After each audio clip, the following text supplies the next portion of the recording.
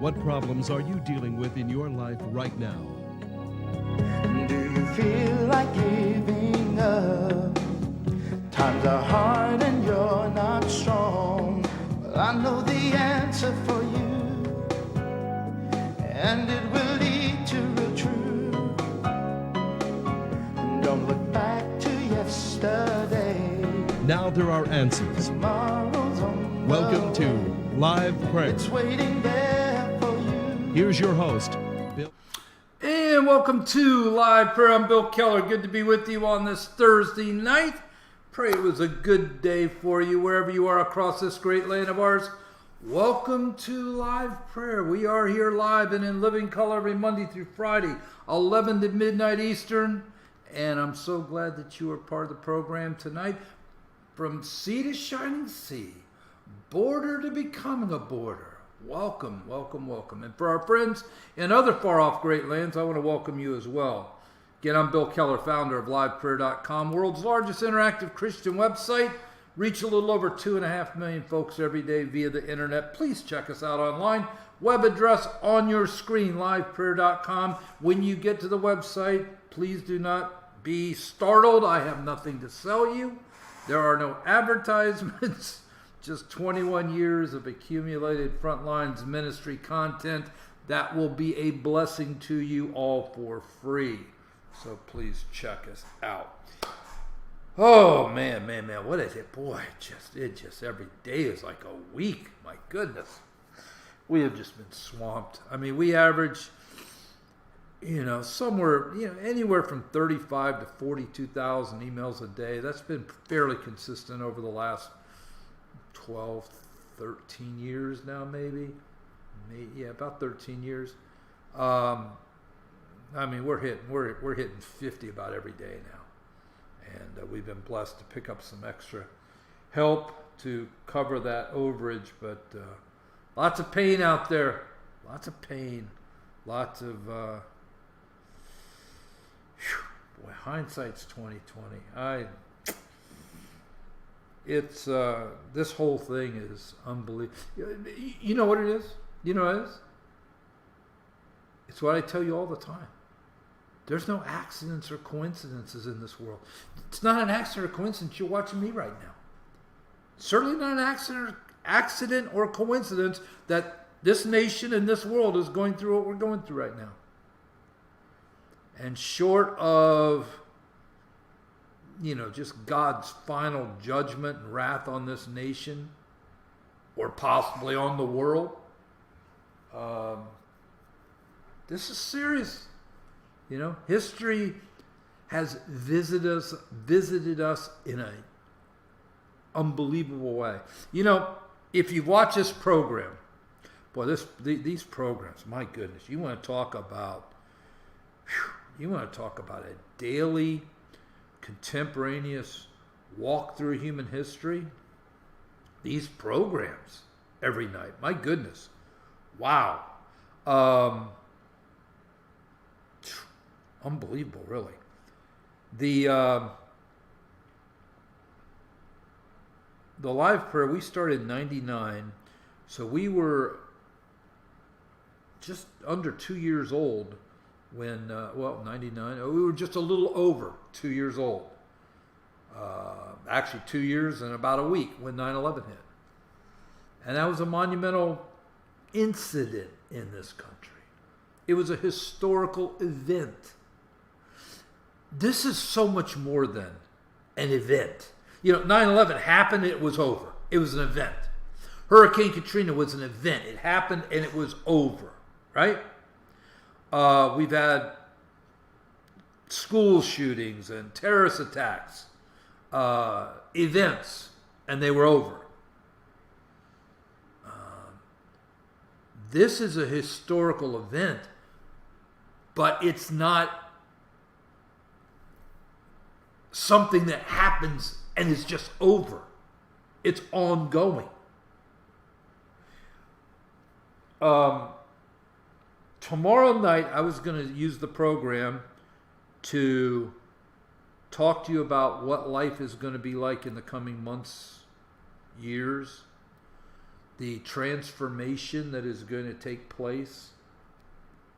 Let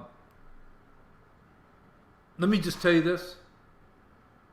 However things used to be, you know, we talk in this program all the time. We talk about the Leave It to Beaver days, right? Oh, they're never coming back. And that's fine. I mean, you know, life goes on and things change, right? This is going to be seen, this moment we're in right now, this is going to be a transformative change of how life, from what life used to be over the last 70 years, probably since right after World War II, the 50, from 50 on through 20. This is going to be a transformative change of what life has been for the past 70 years and what life is going to be as the years roll on. That's what this is. Okay? This isn't just an event. Okay? This is a foundational change in how life, as we know it, is going to be lived. And this moment in time right now, you know, is the crossing of that Rubicon as we transition from how we knew life to be for 70 years and how life is going to be. Now, if you've been watching this program, especially, man, if you've been with me since we relaunched digitally on Thanksgiving of 2018, you are so far ahead of everybody. Because you're going to hear a lot of things I'm going to be telling you that we've kind of been talking about, but they were just like creeping into the culture.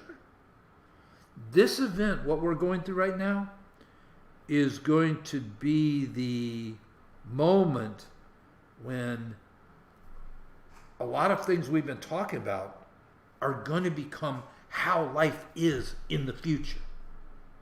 Now, I've got one programming note. As I've been working on this as a daily devotional for tomorrow, it is now turned into a 3-part daily devotional that's going to launch Monday. So I'm not going to talk about this tomorrow night. I will be talking about it probably for the first 15 minutes of Monday, Tuesday, and Wednesday's program. I'll walk you through part 1 Monday night, part 2 Tuesday. I'll take probably about the first 15 minutes of the hour on Monday, Tuesday, and Wednesday night to walk you through what I believe is going to be some of the most important words I've ever written, some of the most important conversation we're ever going to have on this TV program. Because I want you to understand, and listen, I've always told you, the people who watch this program know more about what's going on in our world and around us, obviously from a spiritual perspective as well. They know more about what's going on in this world around us than probably 99% of the people walking the streets out there. And that's just, I'm not bragging right there. I'm just, because that's what this program's about. As you watch the program next week, Monday, Tuesday, and Wednesday, and as you read, hopefully you'll be reading those devotionals too on Monday, Tuesday, and Wednesday, you are going to be so far ahead of people in terms of what's happening. Now listen, I'll tell you right now, this is a warning.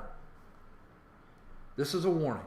I told you that 5 weeks ago. This is not the end of the United States as we know it. This is not God ending the world. These aren't the final days. This is a warning. But it's become actually more than just a warning as these weeks have unfolded. And again, I don't know where, God has been redeeming the time for me to enable me to spend some quality hours every day in prayer with just me, God, a pad of paper and a pen, because I've been asking God a lot of questions. And again, This is a transformative, historical moment in the life of this country, not just because of this event, because of what it's going to. I'll give you a great example. It's a very limited example, but it's analogous. After 9/11, and again, I used to fly a lot back in my old life in the 80s. I was one of those people. I had a flight that left at 9:15. I'd hit the airport about 9:10. You would see me running through the terminals of O'Hare. I would hit the gate at 9:14, right before they shut the gate, get on my plane. But I could literally run. And back then, you could literally leave your rent-a-car right at the curbside. I mean, I'd drive a rent-a-car if I was in another city. Drive a rent-a-car right up to the departing gates. You know, throw the keys in the glove box, sign my little thing, and run in the airport, jump on the plane, and go. There's no TSA. Didn't have to take my shoes off and my belt off and basically, strip down to my underwear just to get on a plane. That was all post 9/11, right? That was a transformative change in how we traveled because of what happened at 9/11. This is like a magnitude a million times greater because it's going to affect every aspect. Just tune in next week, okay? Tune in next week. Let's have a word of prayer and we'll get started. Father, thank you for tonight. Thank you for the blessings of this day. A day like we've never had before. A day we'll never have again. A unique day that you didn't promise to us, but you blessed us with. So we thank you for the day. We thank you for the blessings. Lift up our friends tonight here that need healing in their bodies, need to be calmed over their employment issues, need to have trust in you over their finances and their financial needs to be met. And for all the other various challenges, those who might be getting angry about their situation, give them peace.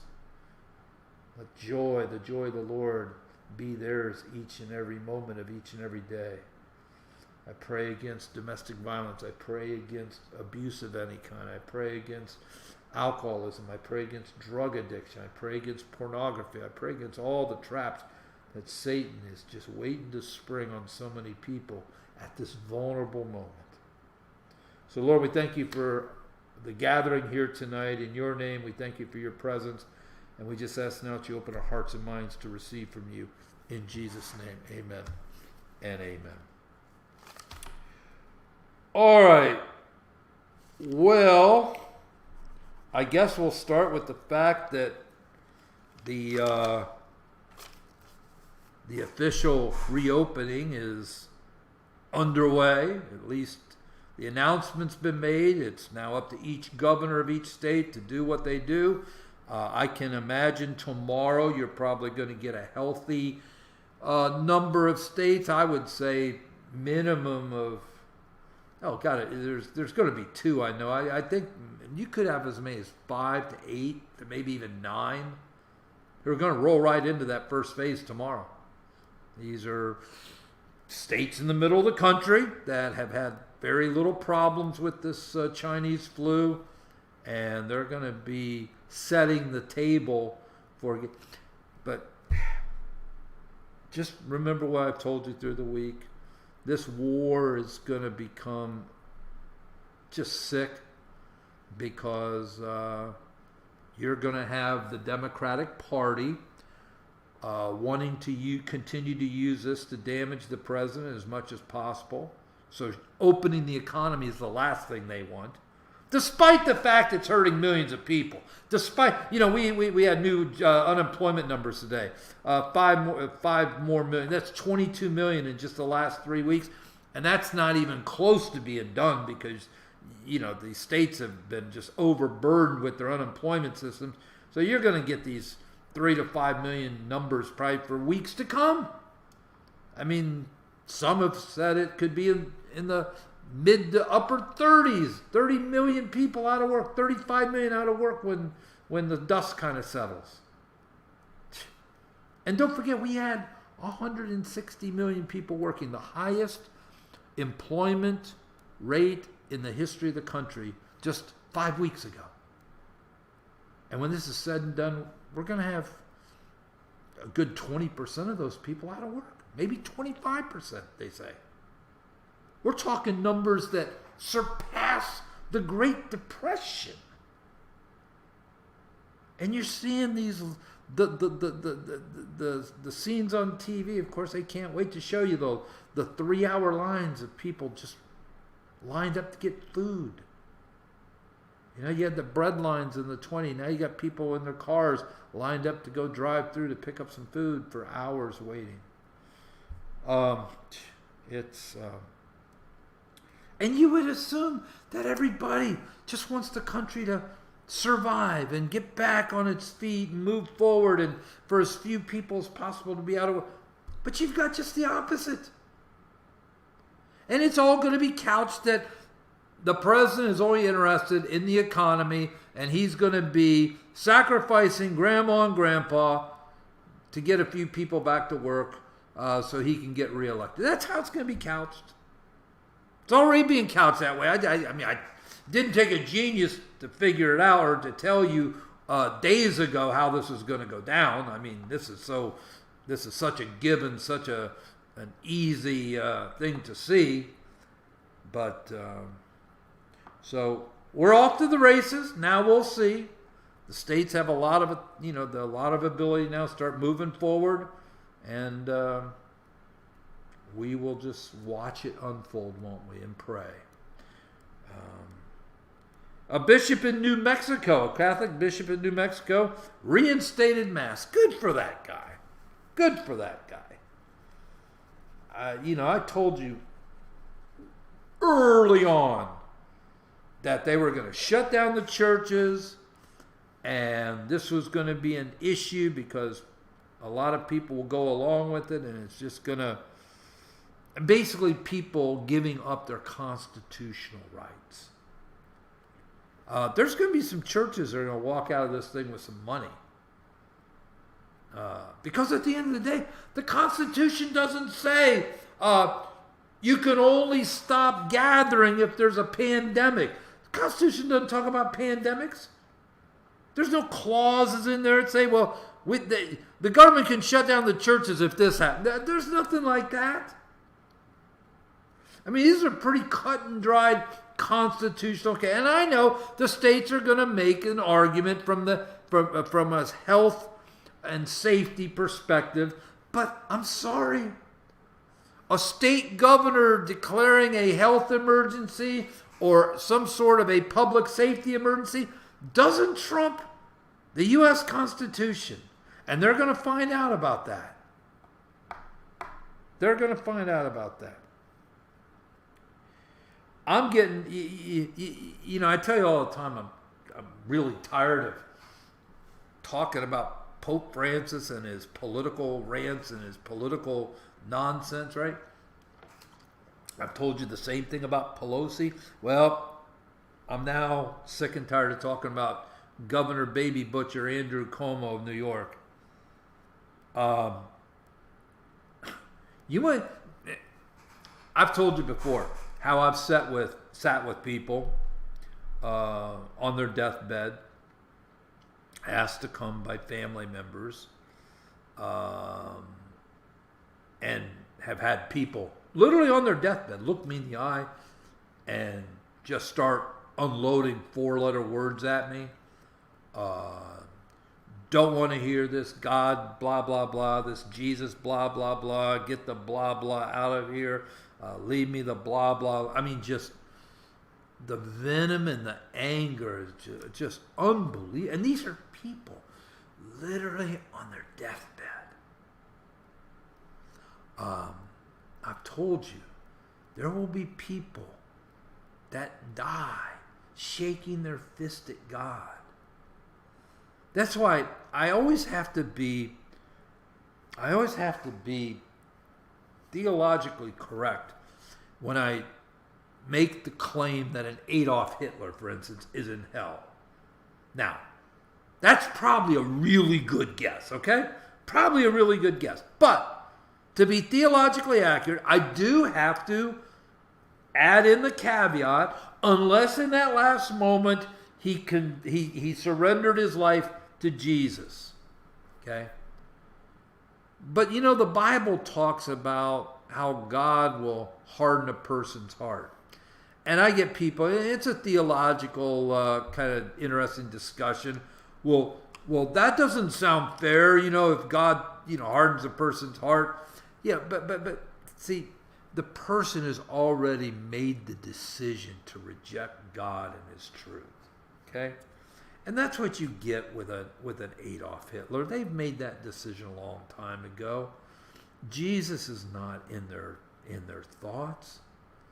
They have, I mean, the evil has consumed them and darkened them to the point there's no thought of redemption or forgiveness. I mean, those thoughts just don't exist. And people ask often, well, after the rapture, will there still be people saved after the rapture? Of course there will be. Darn right there will be. There will be people after the rapture that will be in heaven just the same way you and I are in heaven. They're going to accept Jesus. Matter of fact, if after the rapture, if you don't kind of figure out, you better get on your knees real quick. Something really wrong with you. But there are people that will literally go into the flames of hell cursing God. That's just reality.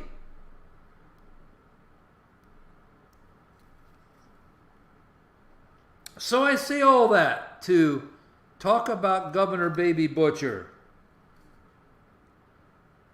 who, if you've been part of the program recently, I sent a very personal letter to. It was on my website. It was in a daily devotional. I posted on our Facebook page, our Twitter page. It's still up there somewhere. Just roll back a little bit. It wasn't that long ago, a few weeks ago.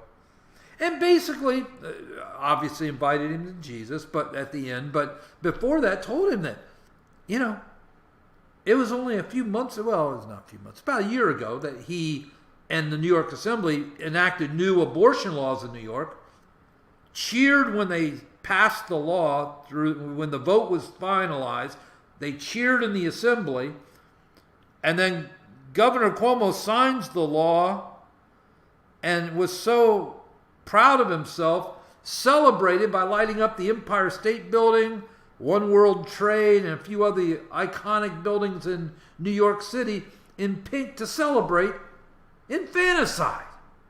And I told him, I said, you're out of your mind. Why do you think New York is the number one place in the world that's been hit with this? Do you even consider for a second maybe God is trying to get your attention? And I challenged him. I said, just like when Moses went to Pharaoh and said, let my people go. I said, why don't you put a hold on all abortions in New York till you open up elective surgeries again? That's really not much, but it's a start. It might be a sign to God that you're sorry. Well, here's how sorry he is. He was in an interview yesterday, and he was bragging that we brought the numbers are coming down in New York. You got less people going to the hospital, less people in ICU, less people dying. The numbers, are coming down. They're on the other side of the mountain, so to speak. And he said, we brought those numbers down. We did that. God didn't do that. And I'm listening to this. I'm thinking this. I mean, the arrogance of man.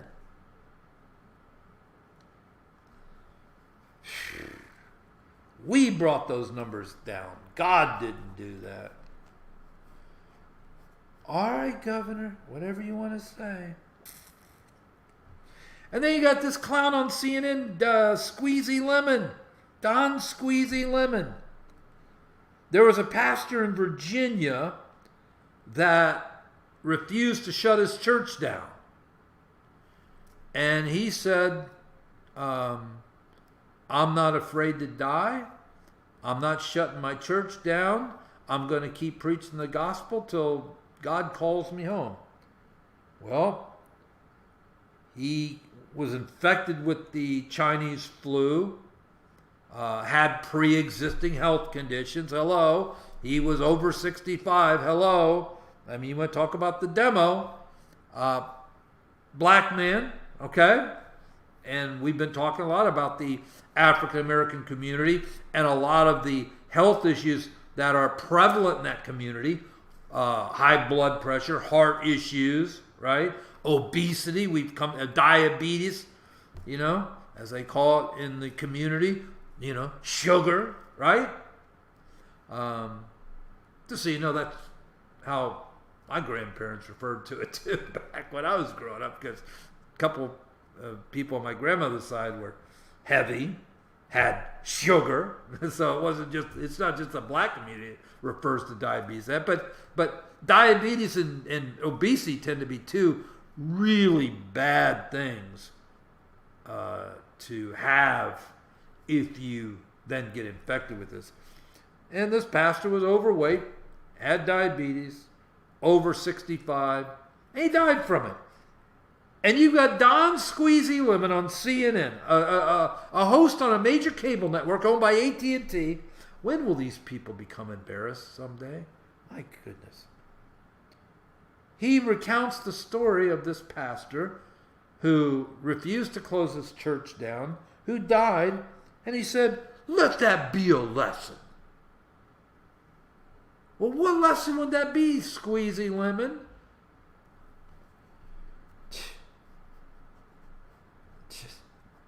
I mean, I gotta tell you something.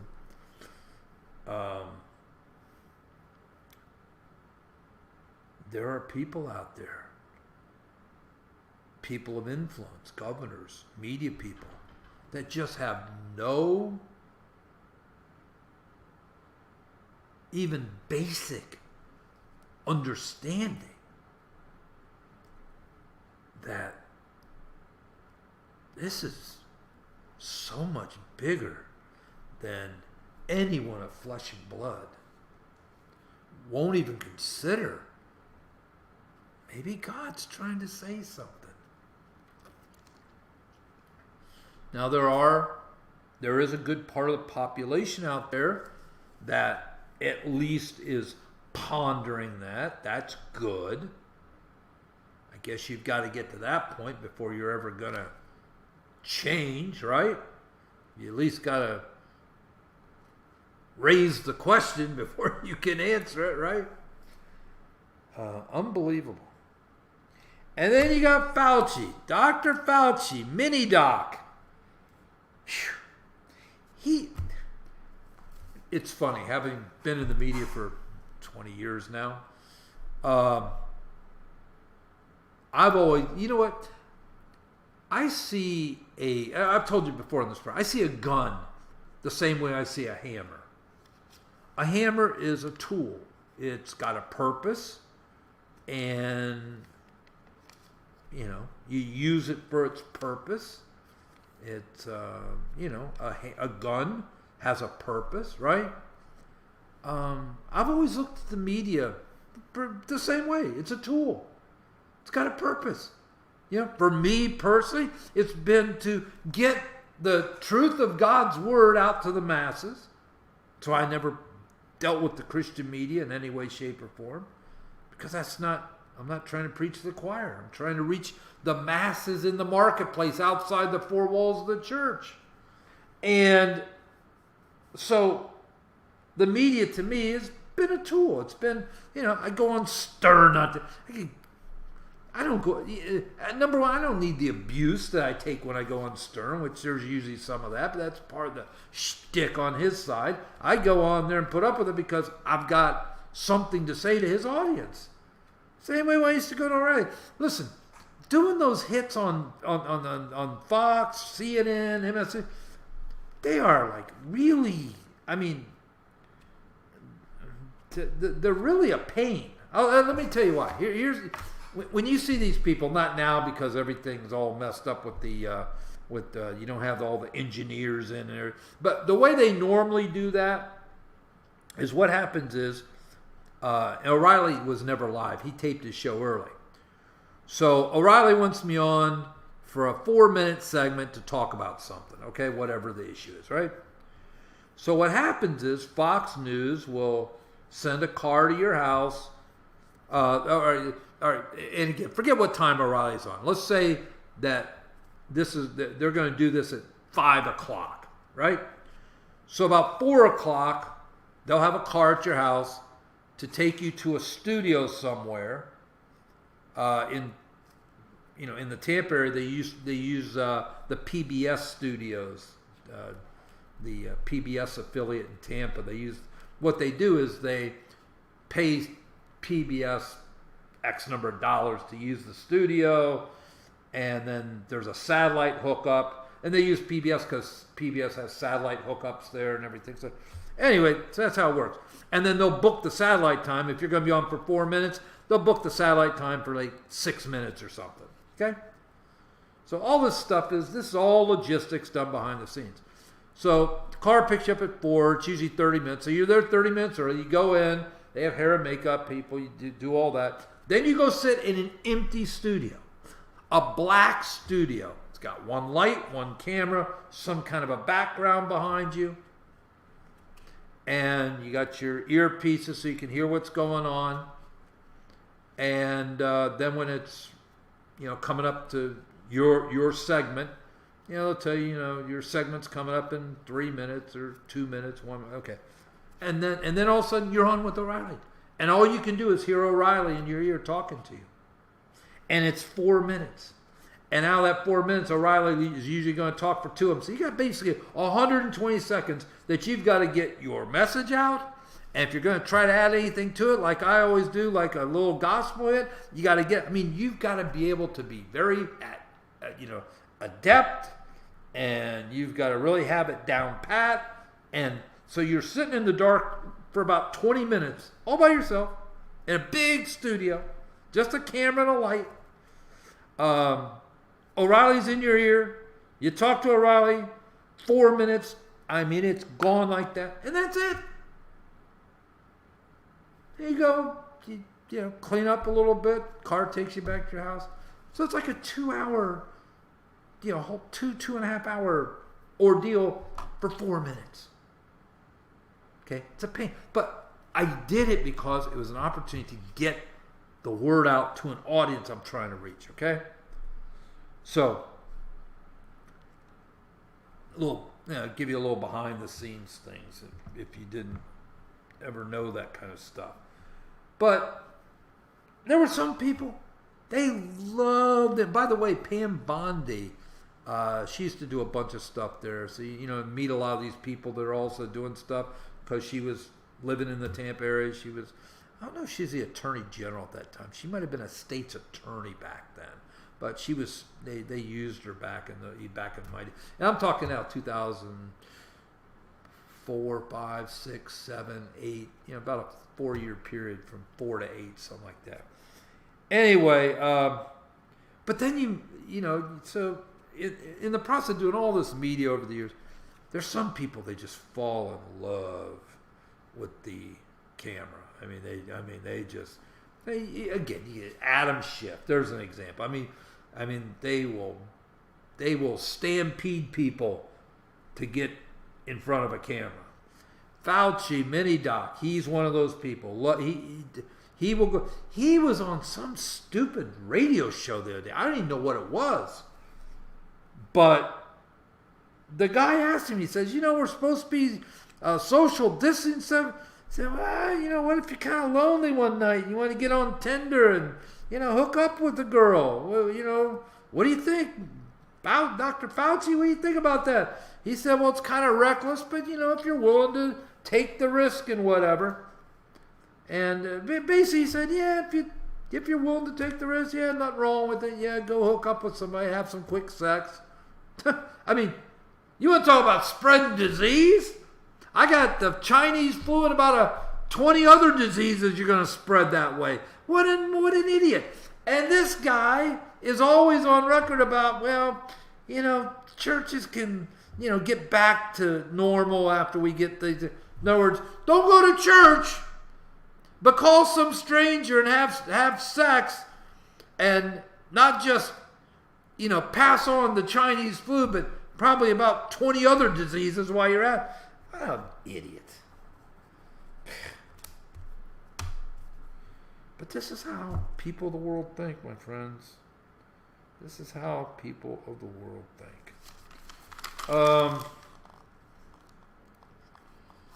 Here's another one. Boy, as the current war is now being positioned, okay? The Democratic Party, basically in the media, is going to basically blast the president and any governor that opens up their state. They don't care about grandma and grandpa. They just want money, blah, blah, blah, blah, blah. The absolute irony, and it's really disgusting irony in all this, is these are people that act so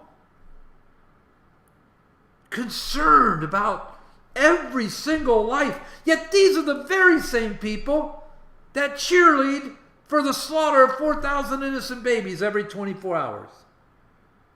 I mean, you got to be kidding. Even now. I told you last night they're all upset because not enough, abortions are being performed during the pandemic. And these are also the people that have no problem with euthanasia. So they want to make sure grandma and grandpa don't die by the Chinese flu, but it's just fine to send a doctor with some pills over there to take them out, so they don't eat up all those precious health care dollars. I mean, you got to be kidding me, man. By the way, a human tissue company was in some kind of legal battle or something, and I guess a bunch of their financial records got unsealed, and I guess in a 3-month period they paid a bunch of abortion providers $25,000, and it was listed for baby parts. Now, of course, we know from the undercover videos from James O'Keefe and Project Veritas years ago that as sick as the baby killing industry is, I mean, the depths of their evil didn't even stop at killing babies. I think even people that are pretty used to ghastly stuff came to realize that they were not just killing these babies, they were chopping them up and selling them off. It's like a stolen car operation in Chicago, where they use an abandoned warehouse and they steal a car and they bring it in there and they cut it up.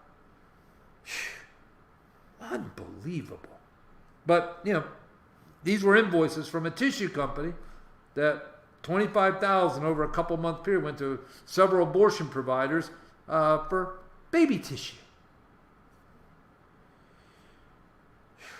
And sticking with the abortion front,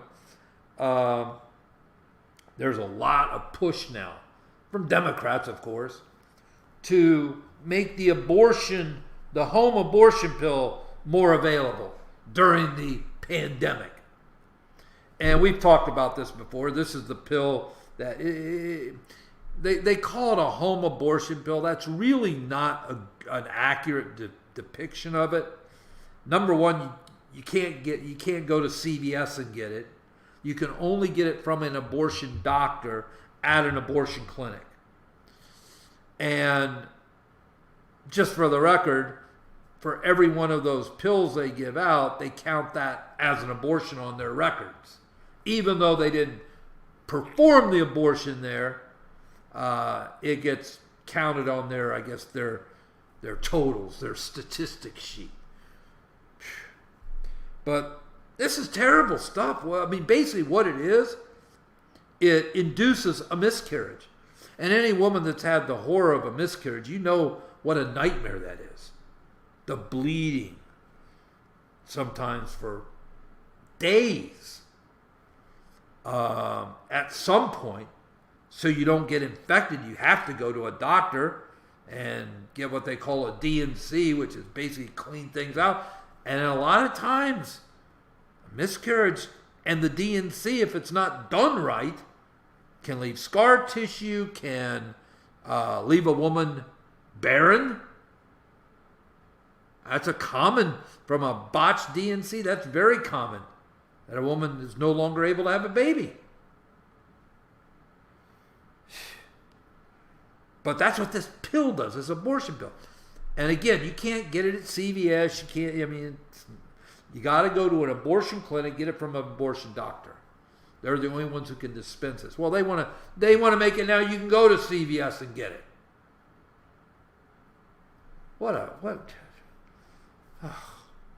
And this is all going on while God's trying to get our attention. And as you're going to find out Monday, this is we have crossed a Rubicon in terms of how life has been. We went through about a 70-year period, and again, it wasn't all the same, but it started out in the 50s and has moved through, and now we're moving into a new era of life, of how life is going to be lived. And it's still going to be, good. And there's still going to be a sense of normalcy for older people.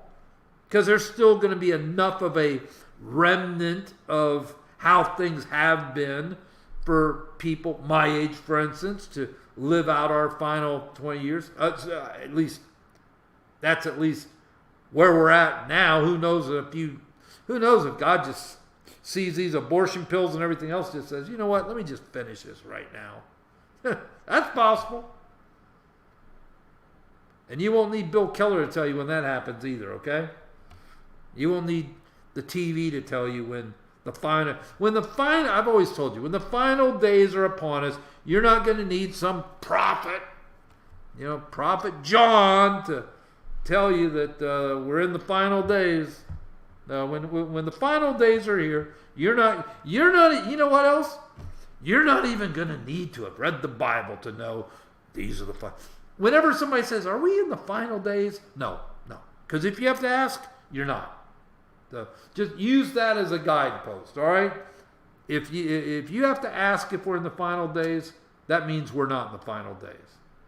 Because trust me, when the final days are upon us, you're not going to need to ask. So,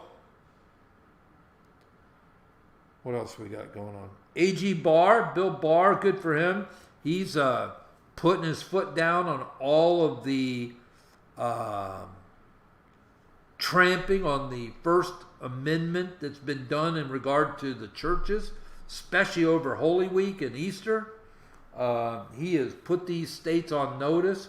Leave the churches alone. Quit harassing the churches. So, good for Bill Barr. The ACLU suing Idaho. About a week ago?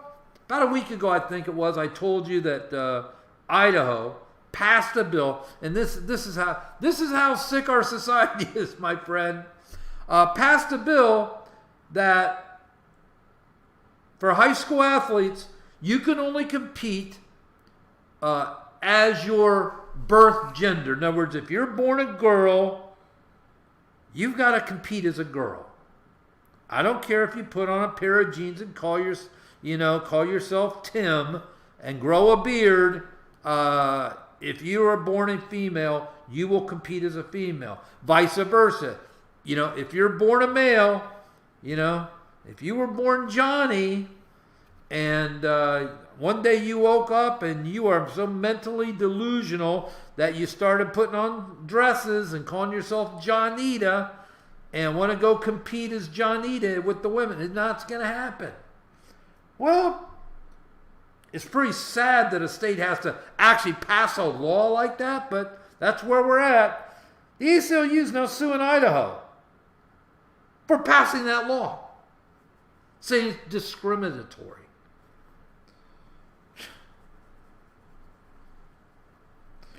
Oh man, yeah, I gotta tell you something. Of course, I've been working for days on this devotional. Again, it was going to be tomorrow. That has evolved into a 3-part devotional. I had no choice. Had no choice. It needs to be a 3-part devotional because it's going to take a look at every aspect of daily life going forward. By the way, I get asked a lot about the dietary laws in the Bible. And I know some very good ministries over the years who have these are ministries, these are like health ministries that basically promote a biblical diet. Now, just like everything in the Bible, it's very specific. We're no longer under the law, okay? So I'm not saying we have to go back under the law and eat according to the Levitical dietary laws. Please don't misunderstand me. That was the whole thing. Paul was fighting with the Jews about the whole issue of eating meat. Remember that whole argument? Book of Romans, get that whole, it was about a chapter, I think, about the whole meat issue. I'm not dragging us back to Leviticus and putting us under the law. But having said that, and having known several, really solid men of God who had great health ministries based on a biblical diet, the fact is it does work. I mean, who created you? God, right? So I think it makes only sense that the guy who created you, who said you can eat this, but you can't eat this. You can eat this, but you can't eat this. You can eat this, but you can't. I think if there's somebody that knew what he was talking about when it came to that, it'd probably be the guy who created you, right? And again, I am not promoting a biblical diet. I'm not promoting that we go back to the Levitical dietary laws. I'm not saying that. What I am saying, though, is that they are right. They are right. And I find it interesting that the horseshoe bat, which is where this COVID-19 comes from, in the book of Leviticus, that would be considered an unclean animal. And of course, we're not supposed to eat unclean animals. And again, I probably break the Levitical dietary laws every single day, and I don't have any guilt from it. I don't, we're not under the law. Doesn't mean to abuse our bodies, as we've discussed on this program a million times. And again, if you want to be, right on the money, go eat according to how the Bible tells you in Leviticus. And again, like I said, there's some great Christian health ministries that promote a biblical diet. I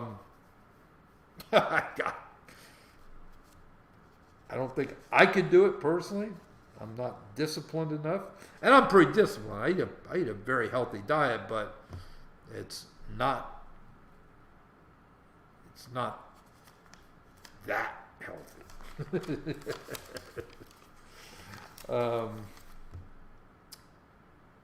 22 million out of work, as I said, more coming. These are all people who were just a few weeks ago gainfully employed. One day they're going to their job, the next day they have no job at all.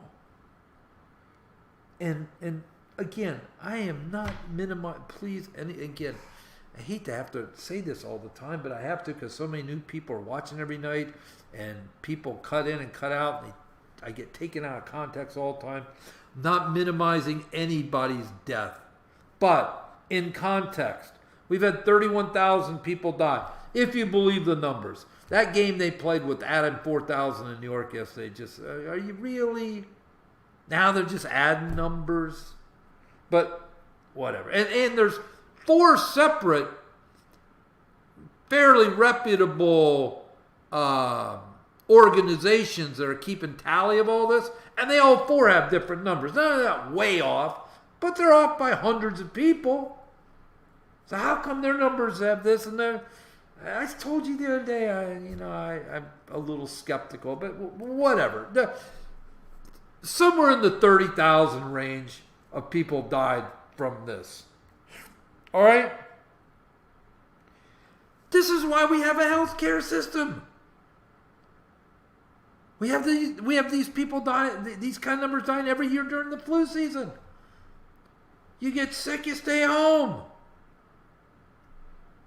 You take some stuff, you get better. Don't go to work. You get really bad, you go to the hospital. That's what the hospital's for. I mean, people die. People are born every day, and people die every day. And if you're 65 and over, you've lived a lot more days than you're going to live. And if you're 65 and over and you've had health issues along the way, I mean, come on. Death is just part of the journey.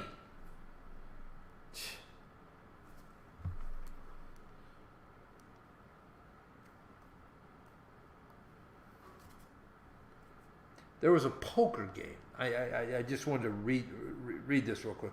There was a poker game where 8 people in the poker game, I guess they met every week, all got sick. 3 of them died.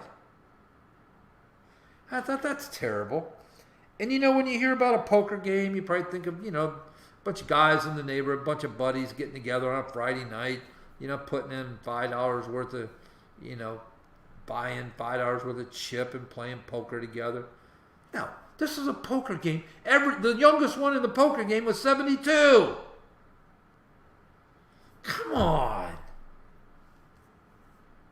The cruises. If you've been on a cruise, you know what and again, there's all kind of age groups that go on cruises, but you know what the medium age of a cruise is? Nursing homes. I was talking about nursing homes day one. As soon as we knew that elderly people, before we even knew much, we at least knew it seemed to be hitting elderly people more. Well, why don't you go where the elderly people are? A nursing home would be a good place to start, right? And then you've got all these inmates. Here's the thing. They just let Michael Cohen out of prison. That's fine, whatever. But they let him out because of coronavirus. They've got Avenatti, who was just convicted and is looking at 30 years in federal prison. And he's got 2 other cases, tax and fraud cases, awaiting. He's never seen the light of day. They let him out on some kind of a high-end house arrest. We've talked night after night about all the people that are being let out of jail because of the coronavirus. But do you know who most of these inmates who are getting sick from this are? Guess what? They're over 60, and most of them are obese or have other issues. Sound familiar? Yet they're letting killers out, they're letting murderers out, they're letting rapists out, they're endangering the public, letting real bad people out because older people with health issues in prison are getting sick and a few are dying. What?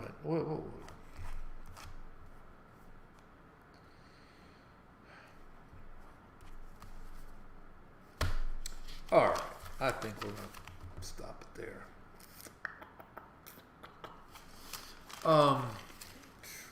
So make sure you tune in.